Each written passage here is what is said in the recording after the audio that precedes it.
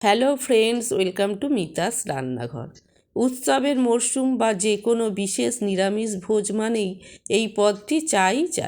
আজকের পর্বে আপনাদের জন্য নিয়ে এসেছি অনুষ্ঠান বাড়ির স্বাদে নিরামিষ ভোগের বাঁধাকপির তরকারি।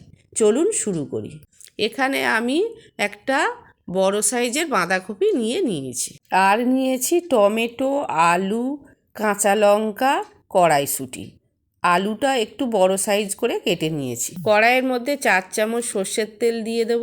তেলটা গরম হয়ে গেলে কেটে রাখা আলুগুলো তেলের মধ্যে দিয়ে দেব। তার মধ্যে দেব 1 চামচ লবণ, অল্প একটু হলুদ দিয়ে ভালো করে ব্রাউন করে ভেজে তুলে নেব।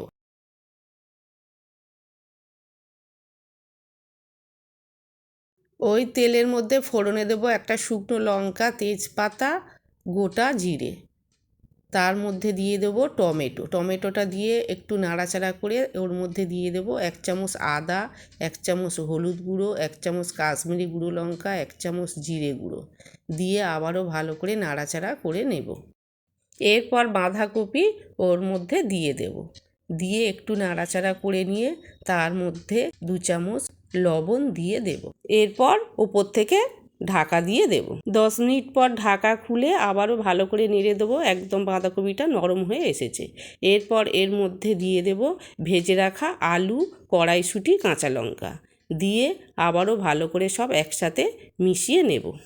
বাড়িতে কোনো পুজো হলে খিচুড়ির সাথে বাঁধাকপির নিরামিষ তরকারি দিলে খুবই ভালো হয়। এরপর এর মধ্যে দিয়ে দেব 1 চামচ ধনে গুঁড়ো, 1 চামচ চিনি, 1 চামচ কাশ্মীরি গুঁড়ো লঙ্কা দিয়ে ভালো করে সব কিছু মিশিয়ে নেব।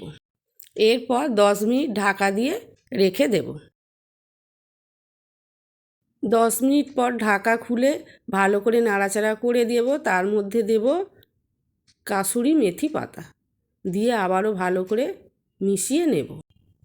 এরপর কষা কষা হয়ে গেলে এর মধ্যে উপর থেকে ছড়িয়ে দেব শাহি গরম মশলা ও 1 চামচ ঘি দিয়ে সব কিছু মিশিয়ে নিয়ে 5 মিনিটের জন্য ঢাকা দিয়ে স্ট্যান্ডিং টাইমে রেখে দেব।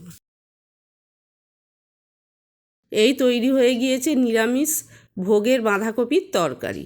যদি ভালো লাগে বন্ধুরা লাইক দেবেন, বন্ধুদের কাছে শেয়ার করবেন। আরও নতুন নতুন ভিডিও পেতে আমার চ্যানেলটি অবশ্যই সাবস্ক্রাইব করবেন। ভালো থাকবেন, সুস্থ থাকবেন, ধন্যবাদ।